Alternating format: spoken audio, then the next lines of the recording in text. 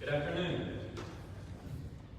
You know, it's once in a lifetime, really, that you meet an individual who, to you, regardless of partisan politics and partisan games, you respect as a person because you know their heart is true. You respect as a patriot, and you respect as a veteran. That person, to me, and I believe to each and every one of us, is Congressman A. Crenshaw.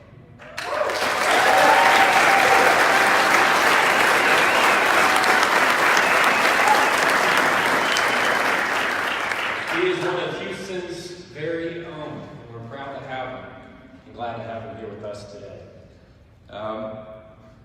Most of you know his story because it really is quite incredible. But during his third deployment as a Navy SEAL, he changed his life forever. But he fought to regain sight in his left eye, and he continues to fight for each and every one of us here today, across the country, as a patriot, as a veteran. He stands for what's right. There are many who don't have the backbone, but I'm here to tell you that Representative Dan Crenshaw surely has one of those. And we're so happy to have him. We thank you, Representative, for being here today. And without further ado, Representative Dan Crenshaw.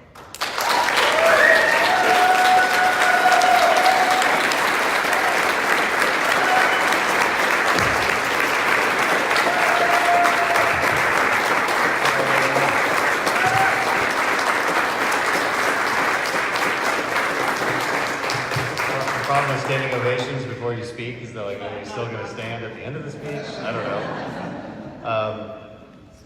So what we didn't mention is we have my family has quite the connection with the Latino community.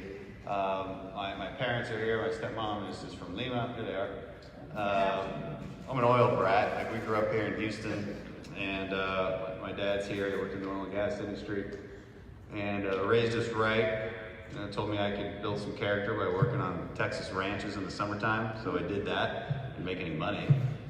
Yeah, it was a crappy deal. But I did build character. And he moved us abroad a lot too. So I spent a year of middle school in Quito, Ecuador. We spent all of my high school in Bogota, Colombia, and that's where we learned Spanish. We've been keeping very close eye on what's happening in Venezuela, and we stand with the Venezuelan people and their freedom, and we absolutely support Juan Guaido, and I'm really happy to support the president in doing that. And I'm very sad to see that not all members of Congress do. But round of applause for our president, please.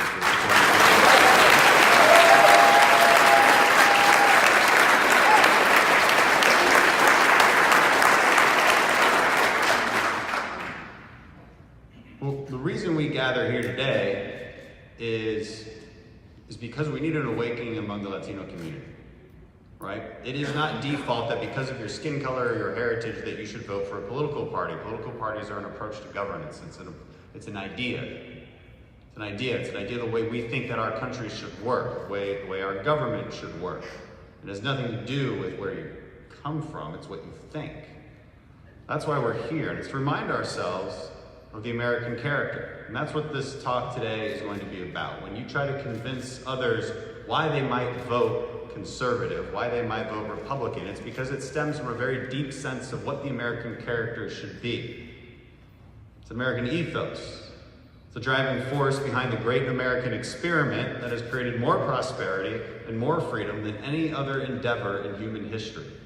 And these are the arguments I want you to take away and spread from here. We're gathering here today, and the message you spread from here on out is that we are grateful. We're grateful for a country that enshrined and protected God-given rights into our governing system and cherished the timeless principles of limited government, liberty, sovereignty of the individual and country, protection of property rights, and the notion that God is the ultimate moral authority. We gather here because we have to. Because these principles that were once labeled liberal, and now exclusively labeled conservative, are under attack. They're under attack from an increasingly radical form of leftism, the ideology of progressivism. Progressivism is radical change for the sake of change itself. It's the belief that human nature can be transformed and controlled by government, that the sovereignty of the individual can and should be subsumed by the collective will, resulting in a utopian model and the vision of the progressive elite. Put more simply, it's the pursuit of power under the guise of well-intentioned progress.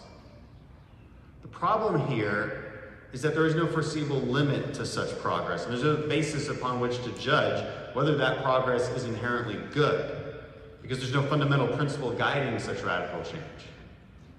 They will use identity politics to divide people and victim hierarchies to silence arguments against them, because if you aren't a victim, then you have no right to an opinion. They convince groups of their oppression, and further convince them that the progressive is then the champion of that oppressed group. Progressivism leads to ever-increasing government control over our lives and the removal of our freedoms. And unfortunately, it's also the natural and inevitable result of liberalism. Because liberalism gives progressives the moral excuses they need to take actions and pursue power at all costs. Liberals are not bad people. They want good things. But progressives use those good things and those nice moral feelings to justify some of the worst possible policies you can imagine. We can't just point out the faults in the progressive movement. We have to remind people also of the good American principles that have served our country so well. The principles that drive our ethos and create the American character. So the American founding is not necessarily encoded into our DNA. What is in our DNA is actually all of those countercultural principles that I've mentioned before. Tribalism, identity politics, emphasis on feelings and instincts instead of individual freedom. That's the natural state of humanity. It's not great. That's why for thousands of years before the Enlightenment, we lived in pretty much abject poverty and constant warfare. So for us to effectively defend the cultural foundations that made our country so great, we got to tell people what they are. And more crucially, show them why they're so vitally important. Because these principles that I want to share with you, they're about the American character, our culture. And as we know, politics is downstream of culture, and policy is downstream of politics. So we have to start with the culture if we're ever going to get to the right policy. So here's some ideas I think the American character is about. Number one, American character is one of personal responsibility. You hear that a lot. But you don't always hear the argument for why it's so important. It's important because it's the only human attribute that can lead to self-empowerment. To be empowered is arguably the most crucial pillar of human success, and it is solely derived from a sense of responsibility, a sense that you are responsible for your actions and that you succeed based on your merits. According to Pew Research, in European countries like Germany, 69% believe success or failure is actually determined by forces outside their control. In America, only 43% believe that, and I have a feeling far fewer in this room would actually believe something like that. Believing that your success is outside your control is an enormous problem. When people stop believing they are in charge of their own destiny, they become disempowered. When you're disempowered, you lose all incentive to work, improve, and contribute. Why does this matter? It's a question of sustainability. The more and more people stop taking responsibility, eventually we run out of people to take up the slack. If you have a world of individuals always waiting for help, demanding assistance, what does that do to society? Well, for starters, we become a society that is easily bought off by promises of more government programs, free college, free healthcare, free housing, guaranteed jobs. It's an unsustainable cultural trend when government replaces the need for human incentive. Attacks on the free market itself can become justified because a free market system requires personal responsibility by definition. A society can only last so long before we run out of responsible people to care for the irresponsible. Number two, the American character is mentally tough, it is disciplined, it is competitive. Being mentally tough is about the stories we tell ourselves, the injustices we face, and there are many. Do they make us crumble, or do they harden our resolve? Do we tell stories of victimhood all the time about how unfair life is, or how the system is rigged against us? Or do we tell a story of facing adversity and then overcoming it? Mental toughness also means discipline. A culture that exhibits discipline and self-control is a culture that thrives. Are you able to avoid overindulgence and save your money for rent instead of recreation? Can you balance work and play? Can you buckle down, delay gratification, and exhibit self-control in order to achieve your goals? Society can only withstand so many individuals who are overly indulgent, undisciplined, and reckless. The more of those we get, the more mentally tough and disciplined the rest of us have to be, inevitably leading to resentment. And a resentful culture is unsustainable. And it only leads to socialism. Because if you can't be mentally tough and disciplined, then you can't compete in a free market. And if you can't compete, then you'll want to live off the hard work of others. And the notion of socialism starts to become really, really appealing. Number 3, Americans got a sense of duty. By this I mean a sense of loyalty to our own country, and specifically our country's founding ideals. In other words, it's patriotism. We have an identity as a country. We strive to be connected by a certain set of ideals based on our founding documents and embodied by the American flag, the national anthem, and the Pledge of Allegiance. Notice I didn't say skin color, or heritage, or religion, or socioeconomic status. I said ideals. Because the only colors that matter are the red, white, and blue.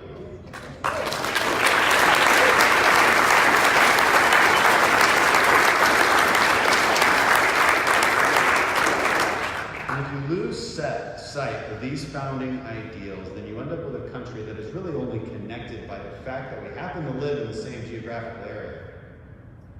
This is the meaning of a pluribus unum, of many one. It is the opposite of identity-driven politics. It is the opposite of tribalism and multiculturalism. Because when this sense of loyalty to the things that brings us together is eroded, and the American spirit itself is eroded. This also has policy implications as it pertains to how we protect our rule of law and our sovereignty. For instance, if we believe in loyalty to our country, then we are likely to believe in securing our borders and protecting our sovereignty. But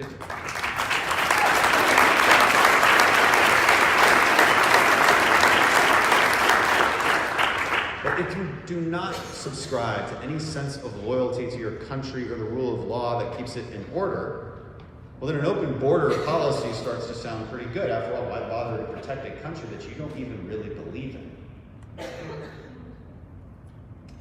Go off script for a second. Here's the embodiment of this particular aspect of the culture war. If you ever saw a video of a woman in California, she used to work for the Santa Barbara Community College Board, and she was upset because that particular board stopped giving the Pledge of Allegiance before they had a meeting. And so she went to one of their hearings, and she complained about this, and just a podium just like I'm at now, and she went down, she picked up a little American flag, and she started giving the Pledge of Allegiance, while a whole group of activists, who somehow knew she was going to do this, were chanting and shouting her down in the background, just tearing at her, this like snarling group of people who just hated the fact that she would dare give the Pledge of Allegiance. And she's almost in tears as she's giving the Pledge of Allegiance. That is the culture war. Because you actually, these days, you actually have to defend this idea that you should love your country. And we reached out to her, by the way, and she's going to come to Washington and give the Pledge of Allegiance at a big event. I'm not sure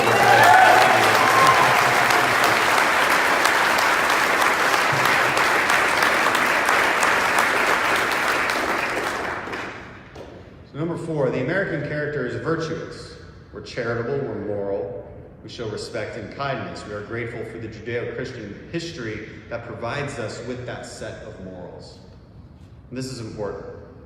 It's important to recognize where our morality comes from and why it can't just be changed or traded away based on cultural whims. Because even if you don't believe in God, it's undeniable that our morality is derived from Judeo-Christian tradition and history. But I would say we do need God. We need God to explain our morality because God is absolute and therefore our morality is absolute. If there is no God, then our morality can be changed according to human preference. And if morality can be changed according to human preference, as it often is in secular societies, then the human mind can justify anything, from the horrors of the Holocaust to the debilitating impact of communism. Secularism simply is not sustainable. That's not an opinion, that's an historical fact. So we strive to be morally good and kind and fair and charitable. We're not charitable with other people's money, as a socialist would be. We're charitable in our own hearts. We ask you to give yourself with our own resources. We as Americans are more likely to give to charity than any other country in the world. Conservatives are more likely to give. The religious community is far more likely to give than the non-religious community. And not just to churches and charity, to all charities. And deep down we know that if we aren't willing to help our own neighbor and instead rely on the government to do it, then we have a society in decay, and a society that can't possibly last. What you hear over and over again is, do we have a sustainable society? Number 5, this is the last one. The American character is about liberty. It's about individual freedom and the ability to self-govern. I don't think I need to expand on what liberty is for you all, but I do believe it's worth pointing out that you can't have freedom without all of the other values I just listed. They're firmly woven into the cultural narrative that we must tell ourselves. Because if you aren't personally responsible, then you're not empowered. And if you're not empowered, you can't be mentally tough. And if you're not mentally tough, you can't possibly survive in a competitive free market society. If you're not personally responsible, then by definition, you believe others should be responsible for you, thus infringing on their freedom. So say goodbye to liberty. If you can't take personal responsibility, then it is highly unlikely that you would take responsibility for the country or feel any sense of duty or love for that country. So say goodbye to another foundational bedrock. And finally, if we're not a moral people with concrete, unchangeable virtues, then how on earth can we be trusted with any kind of freedom? All of these elements, they build on one another. They're required. They might be more, but this is a start. These values aren't new to you either. They're not new to liberals either. The problem is that liberals won't defend them. And conservatives haven't been making a strong enough case for them. The best and simplest answer for why we need these values is this: it builds a sustainable and enduring society. The sustainability of our society should be our strongest argument for why the conservative cultural perspective is the right one. We, conservatives, must remind Americans that the countercultural values of the left can only exist as a weight on the back of traditional values. Taking responsibility for others, as the socialist wants, can only occur on the backs of the people who first take responsibility for themselves. These cultural foundations are also the foundations on which the Constitution is built. See, our Constitution was designed with specific characteristics in mind. It was a primacy on individual freedom, protection of personal property, and local government control versus centralized power. Our system of governance is designed for a specific culture, a people that can properly function within that design. And if you're not personally responsible, mentally tough, patriotic, and virtuous, then you can't possibly thrive within our constitutional republic. And it eventually breaks apart. Those cultural principles created the constitutional principles, and together they created the most prosperous and freest society the world has ever known, where we live without fear of an overwhelming government telling us how to work, what we can think or say, how to spend our money, or how to run our businesses. It's up to conservatives to remind Americans that our country is a compilation of the best ideas that mankind ever had. The lessons of Jerusalem, of Rome, of Athens, of London, they were encapsulated in Philadelphia when we finally wrote down our inalienable rights and said that the government's purpose was to protect those rights, not infringe upon them or change them. And that's why you gather here.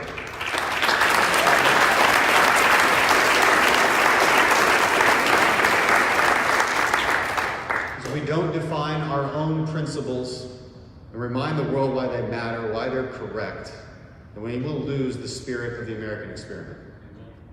We gather here because you're not going to let that happen. America is the greatest idea that humankind ever had, and we aren't about to let it be squandered. So God bless you all. Thank you for having me. Keep up the fight.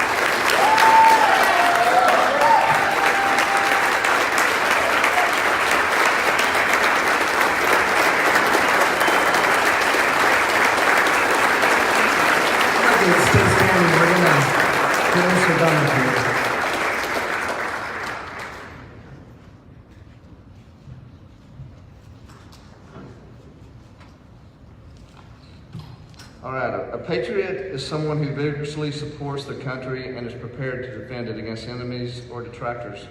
Throughout this time, as a Navy SEAL, Congressman Crenshaw has proven to be just that. He recently answered the call to defend the right of the conservative voice in Washington. This is a reflection of his patriotism still at work. Today, we're proud to present Congressman Crenshaw with the first ever Bienvenidos patriotic tribute. We want to thank him for his service and his continued work that he does for each and all of us. Thank you so much.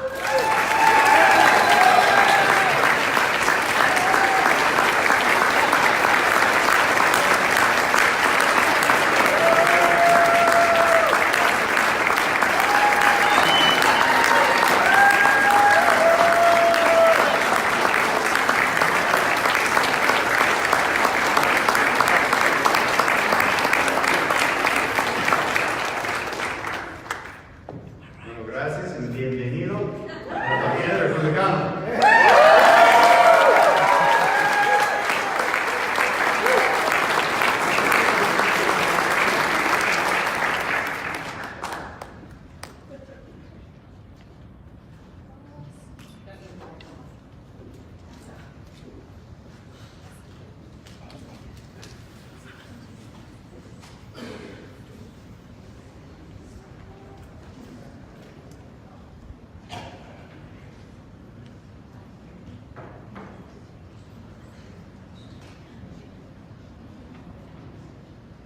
It's so incredible to live in a country where we can all come from such diverse backgrounds and still have success if we just work hard.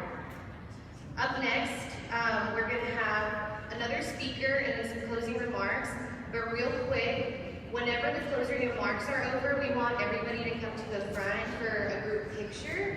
But I'm going to introduce our next speaker.